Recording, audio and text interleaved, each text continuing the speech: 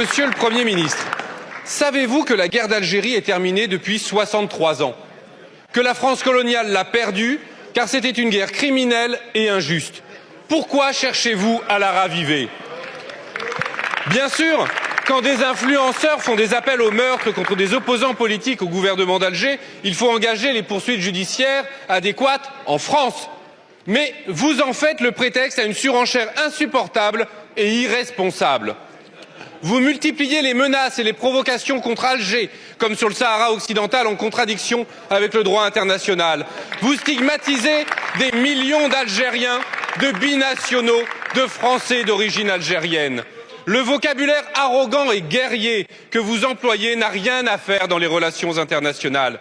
Les pires fantasmes de l'extrême droite que vous alimentez n'ont rien à faire dans le débat public. Vous osez affirmer que l'accord franco-algérien de 68 accorderait un privilège à l'immigration algérienne, c'est un pur mensonge. Vous osez parler de rente mémorielle à propos de l'Algérie, comme si c'était un cadeau d'avoir subi 132 ans de colonisation et de souffrance. Les belles heures de la colonisation, comme ose le dire votre ministre de l'Intérieur, c'est révoltant. En réalité, c'est l'algérophobie qui est votre rente politique.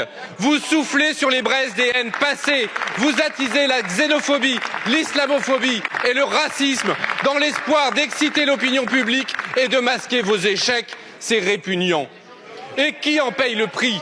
La France, que vous discréditez, isolez et abaissez. Les peuples français et algériens que vous fracturez et opposez. La paix civile que vous menacez. Alors quand allez-vous cesser cette folle escalade? Quand allez-vous en finir avec les postures néocoloniales? Quand allez-vous construire enfin avec l'Algérie une relation diplomatique apaisée, fondée sur le respect mutuel et l'amitié entre les peuples frères? Merci, monsieur le député. La parole